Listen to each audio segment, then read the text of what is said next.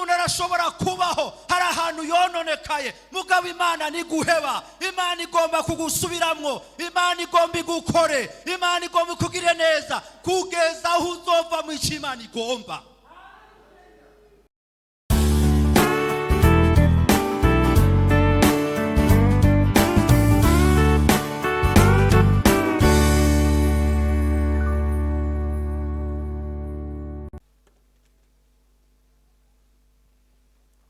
Yeremiya igice cha 18. Ndasoma ku murongo wa mbere ngeze ku murongo wa 6. Ariko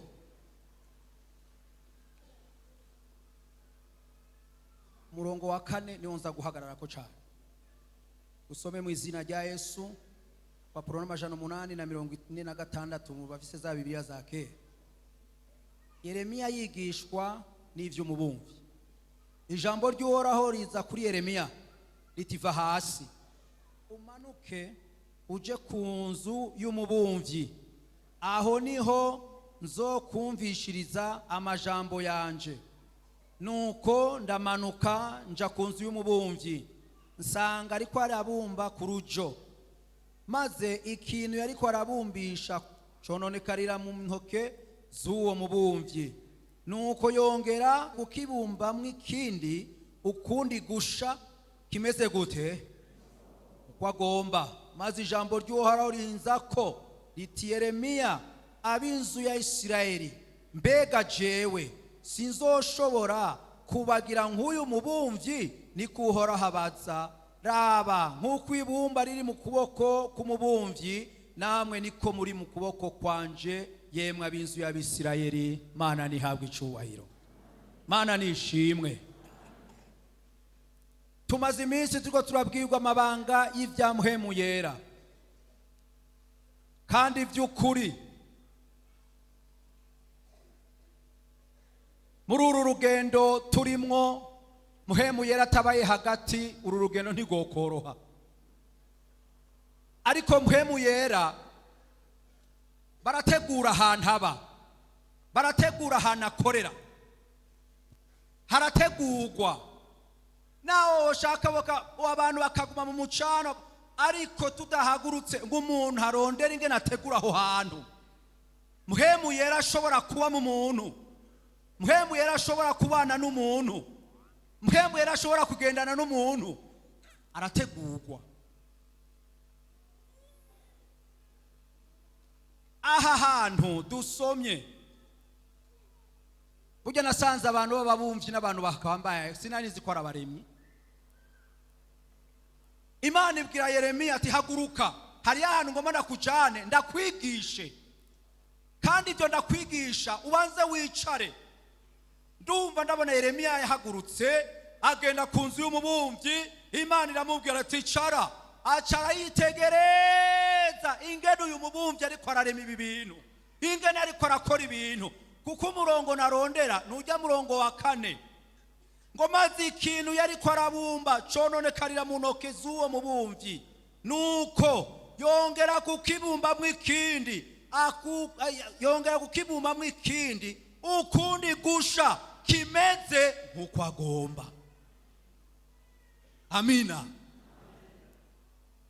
Naho uzotaragurika ni ngombwa ubumbwe, ugegwe, ushikweho uko Imana igomba. Twese turi bumba mu maboko y'Imana. Ari ahantu muri Bibiliya Imana ibaza gose ati, umuntu ikibumbano cobazwa kibumbye. Erega hari igihe ducumura, umuntu akaduka ati, Imana bya bindi wambwiye bwa bundi warambeshe. Murumva ico gitutsi? Kubwira Imana kwibesha.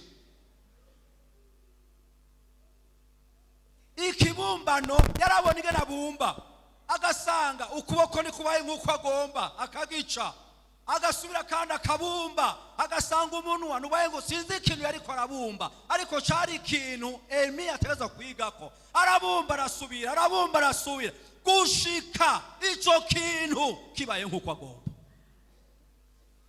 Mpwemu yera ntazoturekura, mpwemu yera ntazoduha agahengwe, ntituzoshika mw'ijuru kiretse tubaye nk'uko mpemu yaragomba.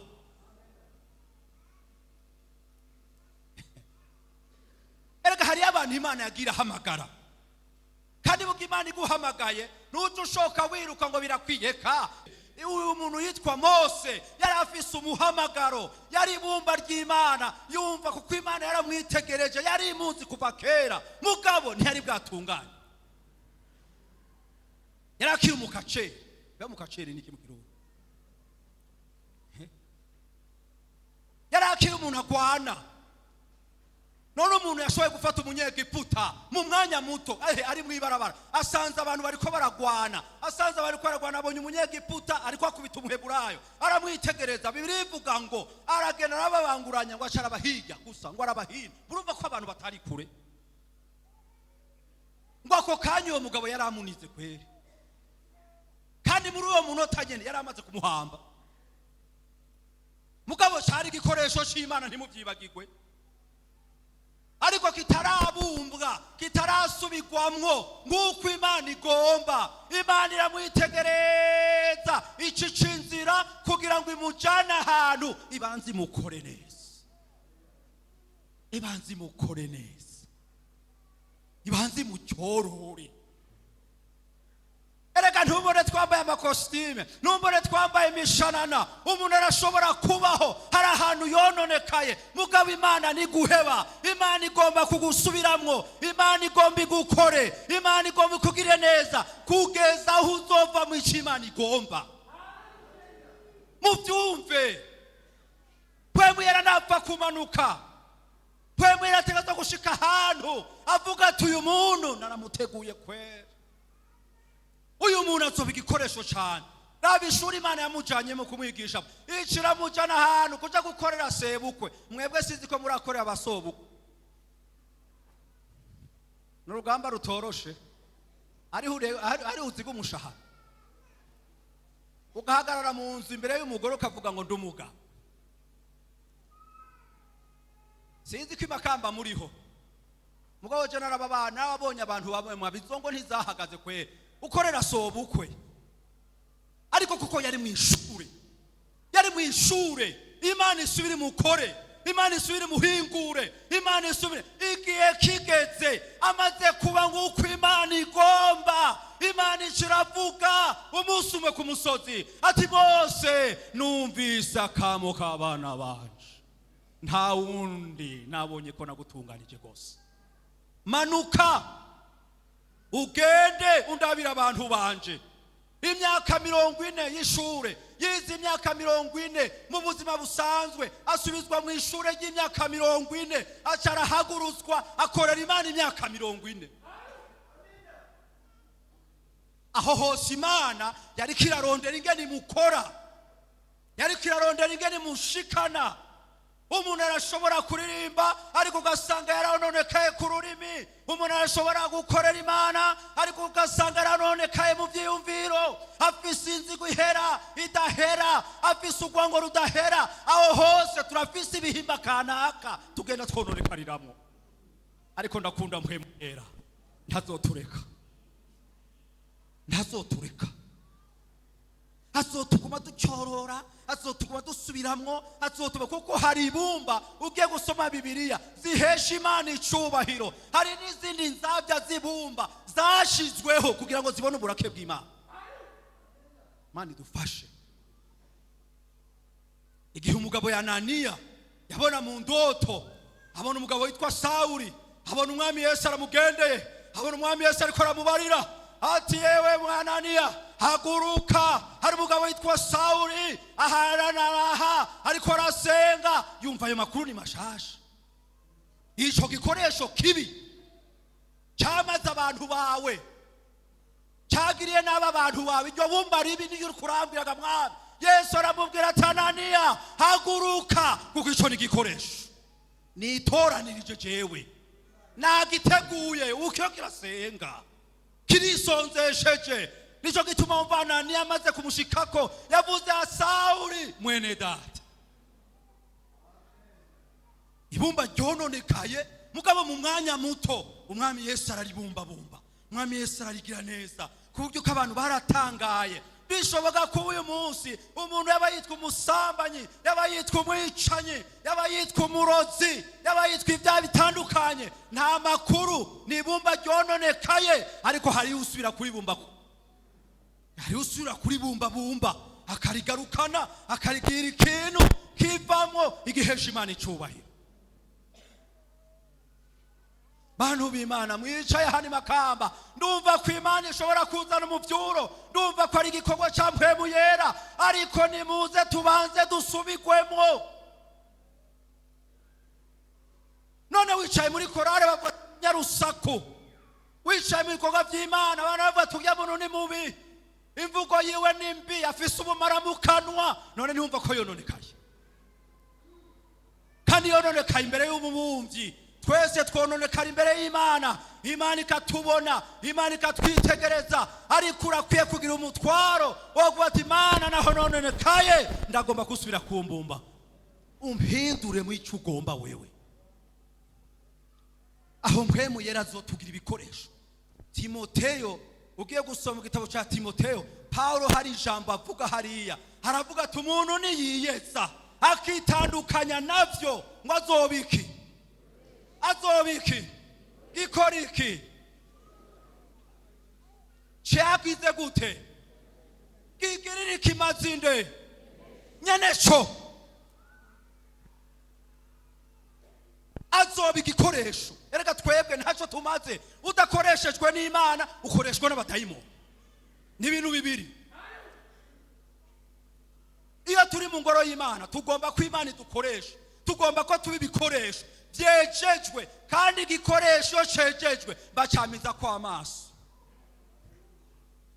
Mbe muramaze kuja hajya mu nzu zanyu, hajya mu nzu zacu twese, muze mwitegereza ibikoresho bikunda kwezwa n'ivyahe, ni kirahuri, ni furusheti, ni isahani. Mugabo terereza amaso kagashugwe kariya katagira ubugingo kari hejuru y'akabati, kamaze imyaka 5 nta nukaraba, kuko si igikoresho. Kandi ico kirahuri, yemwe abadamu muri hano, umukozi wo kwihenda kakimena no akazi garahera.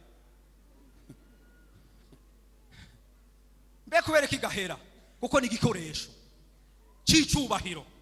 Kandi na data buja bamuzaniye mwamazi abanza kucitegereza, akakirabaga mbe kirogeje neza, kubera iki ni c'icubahiro kija mu nda yiwe, ategereza kuraba ku isahani yogeje. Umuntu rero amaze kuba igikoresho, Imana iramukoresha, kandi ko Imana imukoresha iramwitaho kumweza, ikamutunganya kugira ngo aguma ari igikoresho cayo. Mpwemu yera akaba muri we, mpwemu yera agakora muri we, mpwemu yera bakajana mu rugendo, mpwemu yera bakabana mu rugendo. Ariko iyo umaze guhitamo kuba igikoresho kibi, kirabaho cyuko kizoranduka.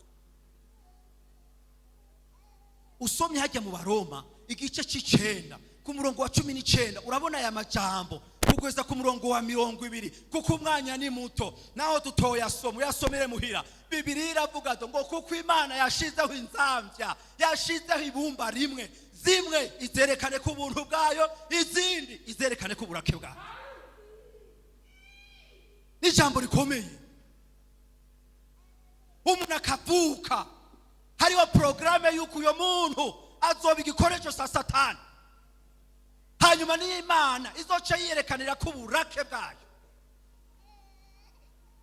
Nami niko ndasoma amajambo y'Imana, ndiko ndibuka umuntu witwa Yuda.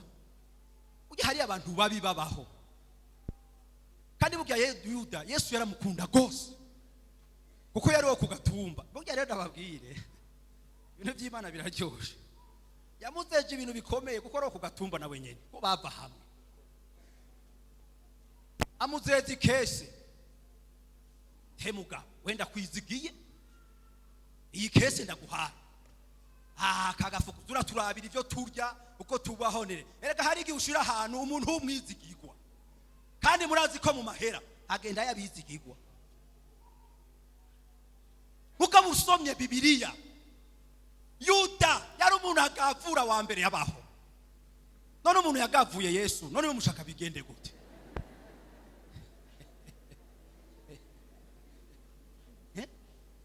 ntimusoma muri Bibiliya yari umusotozi agaca amubwira ati rasiyo yaheze nyumbaze Yesu yamenye hakura amahera none si Imana ati none ga Yuda ya mahera naguheje ubundi yose yaheze yose yaheze kumba ariko arubaka inzu mu Gasekebuye kandi aho Yesu ariko aramwitegereza neza aramubona Yuda mara imyaka 3 ajana na Yesu agavura yiba arya kuko konte ntiyahera kuko nyene konte yarariho kandi yarakomeye asaba amafaranga mu mafi mu mazi biramushobokera ayabwira mwijuru amanuke birashoboka uyo muntu kugira ngo amahera uvuge ngo arafite kubatse ku mutima Yuda arabona kwese atabisha ku mutima kaminuza kubera kumenyera kwiba atangura kubona umugore umwe araje asunitswe na mpwemu yera azanya amavuta y'igiciro ayasutse ku birenge bya Yesu aravyitegereza ati ya ajya amavuta arapfuye ubusa kweri arahanaguye ati yo dufuma dufata ajya amavuta tukayagurisha tukahaya abakene yemwe byari kuba mitende ibi birenge bagiye koza aya mavuta Yesu nawe arahagurutse ewe Yuda widogera iki kimenyetso akoze kizomenyekana n'imakamba iki kimenyetso akoze kizovugwa hose ariko Yuda kuko yari mu mutima mubi utagomba kwihana ahitamo akamaramaza acatangura gufata yanzira y'abakomisiyoneri baratanguye kwibaza ni hehe two mukuru urya mugabo twomuronka gute Yuda ati nawe agacava mu masengesho barimo agacaja mu gisagara ati numvise muri ko murondera abakomisiyoneri rega ndi hano je numubarongera kwere umurondera wese ndaza hasengera mu mpangahe aratereta ibeyi hari irafata ati 30 atayo mahera ndayemeye ariko ava hariya asubira mu masengesho haleluya azari mu komisioneri azafise komisiyo azafise nasdat azafise no musi azakumgurisha ibumba rizambya ribi yanse kwakira ukuri Yuda rero cyaje kumbabaza mu bintu byose yakoze Yesu ari ku meza ariko aravuga ibya Pasika Yuda yicaye mu bandi ni mwene data mu bandi Yesu aramwitegereza arahagarika umutima ati ndahagaritse umutima hari umwe muri mwe bagiye kugura kwera Yuda chwe uza kumenya abantu bariko baraja mu ijuru baratonekana ati mbega mwami wanje ni jewe kandi aziko atariwe none ga Yohane tubarize Yesu aranuma tubarize Yuda aranuma Satani nawe ari ku muryango amurindira iryanyuma ryo kwihana atemeye acafatwa aho nyene Yesu acaravuga ati uwo tuza gukoreza ko ukuboko tugahuza uyo muntu mumenye ko ari we atagira isoni Bibiri ivuga ngo araterura umukate Yesu araterura umukate baca bahuriza ku isahani bagahuriza ku isahani bararenze wa murongo utukura mubi w'Imana Bibiri ivuga ngo Satani acaramanuka ubwo nyene aca yinjira mu mutima wiwe amaze kubyumva ntiyamwemere ko banasangira acarahaguruka ubwo nyene arasohoka aragenda ararondera babaga batiri ijoro araza gusenga Getsemane muri hehe kugira ngo tumufatishe ibumba ribi bumba ryo burake muntu w'Imana wicaye hano ntuzogirirwa amageme mabi ureke bwemu yararonga ikibanza uyu munsi nitureke Imana dukoreshe kuko nitareka Imana dukoreshe abadayimoni bazogucakira Yuda amaze kubona ko byanse aramushikira ngo acaramusoma Yesu aramubwira ati Yuda iki kintu ukoze ni kibi usomye umwana w'umuntu mugurishije amafaranga nkayo ngo acaramuva imbere ashitse hanze Satani acambwa atega ibyawe byaheze n'anyamahera ntayo yariye arayafata ayacana mu rusengero ayatayo Shetani ati nakubonye ahubwo ni umugambi wihuta umugozi ngurye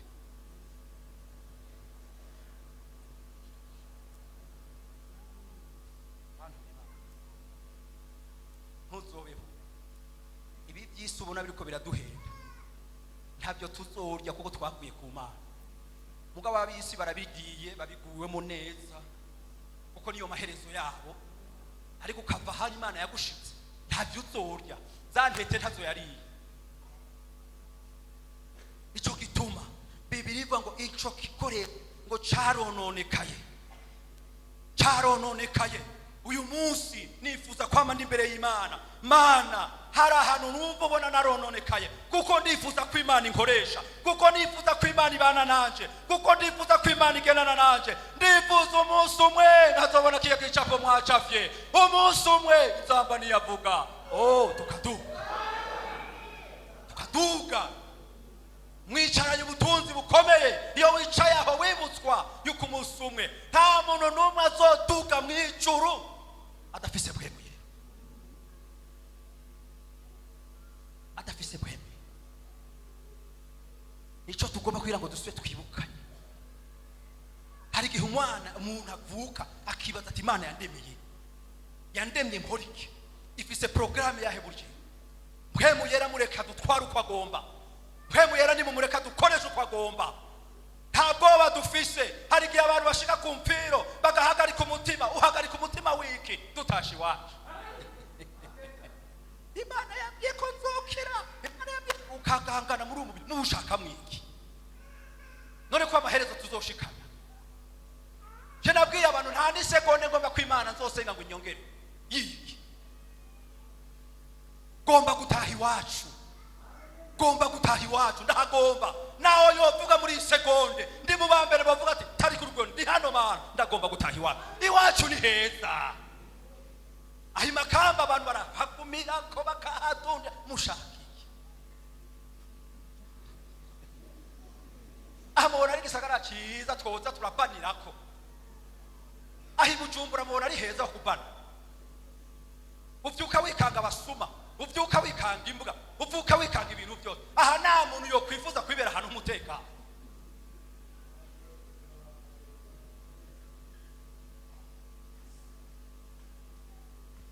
Muri 2025 ujya kugendana na muhembu Imana yamuhamagaye atiteke yankuye muri Afrika y'Epfo aho nibera nironkeye amahera, nibereyeho neza. None twari twarigishije ko kwitaba umuhamagaro w'Imana no kugorwa no gupfa, kandi nivyo eriko gupfuye uzozuka mu nyuma. 2006 ati haguruka, ivyo bintu byose wishimiye, ivyo bintu byose uri kuraraba, ivyo bintu byose bikuryohe, nabona kazoza keza imbere yanje kwe atari urupfu gonciriyemo. Uronka amahera yawe, umugore akaronka amahera, abana bakiga neza. None hari ubundi buzima turondera. Mpwemu yera ati hagarika, harageze kubihagarika byose ni mu izina rya Yesu Kristo. Yose Imana inkura ko inkura ko amavuta mu kanwa gutya na igezaho kungaburira ngo ndayitabe bikwa china Yesu singenda irandeka ati nero ko ari je ndakugaba uzoteba wemera ati kubw'ivyo rero utebe wemere kuneza utagenda kunabi. Natwe icyo gihe mwaha mu Burundi byari bishusha intambara zari intambara. Kiyumvira uwo muriro nojamo shaka gicaki nibereye mu mahoro, ndafisa akazi, n'umukenyezi afisa akazi, kandi ndagukorera Mana. Imana yari yarampaye urusengero, nari umupastori, n'undi mugenzi wanje mukuru wanje twakorana, yari yampaye byose. None aho mu Burundi ushaka nje gukora iki? Ati nyabuna navuze haguruka, heba, sezera byose utumbere inzira nakwereka.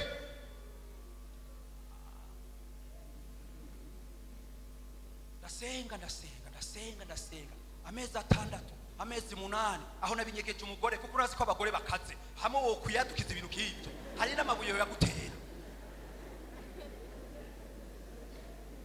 Ndagumaho umwaka umaze guhera, ndabwira Mana hewa mwaka uraheze, ubu rero je ndeme ndajonjoye, kuko naho nogumaha uranca ukuguru cyangwa unca ukuboko. ufise ubwo bubasha bwose kubw'ibyo nkiri muzima, ariko nagira nakubwire ndababaye. Nimuze muhenda Imana. Urashobora guhenda mugenzi wawe, ndakubwije ukuri ko mu mutima waje Mana urambabaje kandi uransitaje, mugabo ndagiye. None gire gute? Mugabo rero ndibutse Mana, ehe wa mukenyezi nawe wampaye ntaco navuze, nutavugana nawe kandi akaramuka yanze kizoba ikimenyetso cyo gutavuze. Ndicara umugore ararota ati niko ndarota ndi mu Burundi, niko ndarota ntishishikara, niko ndarota ndibona ntishishikara, niko ndarota ndibona ntishishikara. Yo ngira ndakumbuye mama, hagati ibiheta abo ngabo amezi 3 urazina amakuru rero. Bijya warota ni warota nabi. Harageze Imana yarambariye haraheze umwaka ngo dusubire inyuma mu Burundi kunyane turi, acara haguruka ndagukeneye mu izina rya Yesu. Hari gihe abagore bakara ni none ko biga biheta ngo bose ariko rarota wibajije ko ari inzozi gusa, ega n'Imana nagutumyeko. Je yarabimbwiye hareze umwaka ati none kamutama ushaka kumbwira ko ibintu byose tugira tubitaha tugende nk'abasazi, we numva ko acavuga ko turebenda bazimu. Ati none gashako yavutse none ngire gute ninaguma hiranyije. Turicara turanigana aragera hanu arekuye ati Mana ishimwe, harageze ko maguruka Mana yo mwijuru, nasezeye iki gihugu nagikunda nakibayemo imyaka myinshi nagigukoreyemo imyaka myinshi, ariko rero twumvikane ngomba mfata inzira yo kwiyahura nca ahantu nzopfira mu nzira aho batazobona. Imana ati egome nta ngorane. Ndafata umugore ndamubwira urazina amakuru mwene tuzoja, jewe ngiye kurira nka kuryabura muyarize, nimufata indege ujabukane n'abana mugende munsige jewe ngira mfata ibarabara jenyene aho nzogwa Imana nihazi, nimba zozuka Imana nibizi, nshafata urugendo kuva muri Afrika y'Epfo n'imodoka yaje.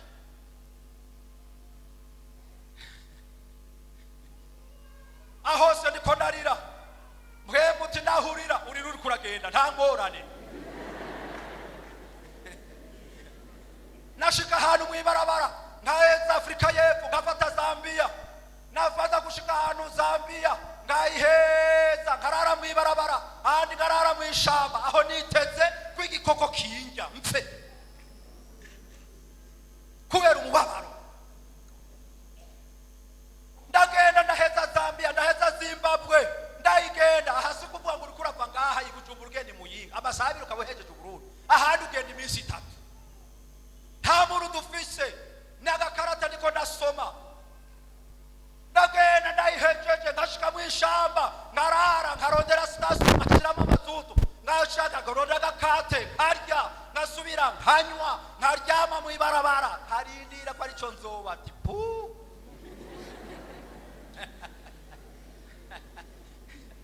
Yo baratwigishije ijambo ryiza ngo muhemo ari hehe hose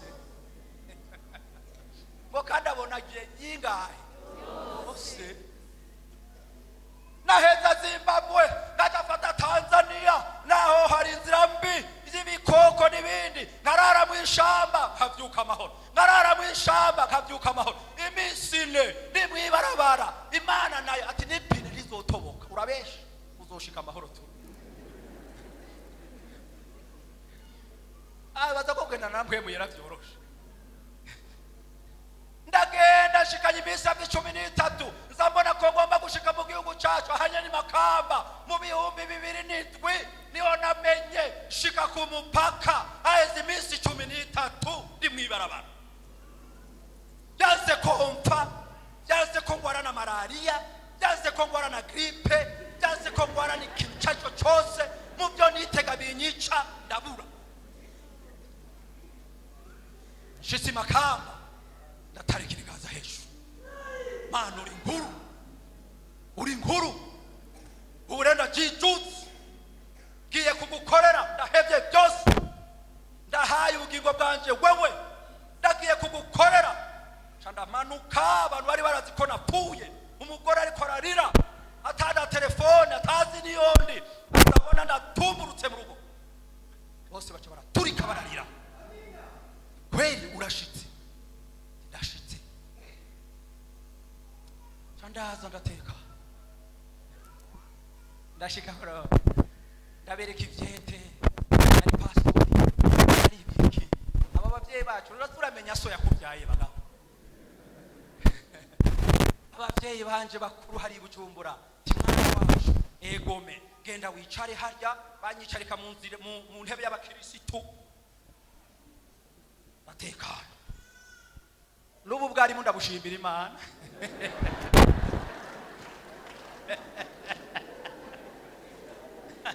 aha naradugijwe bisi shimwe rinini none wewe uje uri pastor bakakwicarika harya wewe umva atari mpwemu yaragufashe aha niho tata n'Imana abavyeyi no kumenya bakuvyaye abaribo ukamenya ico bifuza n'icyo ndateka Imana ikinyereka ico yampamagariye kandi nta buhombe nagize nagoma ndakubwira aya majako uyu mpwemu yera nimumureka tuganze nimureka tugabe nimureka tugira uko agomba kuko amaherezo no mwijura azodushikanayo ariko ntubiri bumba ribanza kononekara ahantu wononekaye uyu munsi hakure mu nzira igikorwa c'Imana kiracariho ivy'Imana ikora biracariho kandi iyo wifuza byose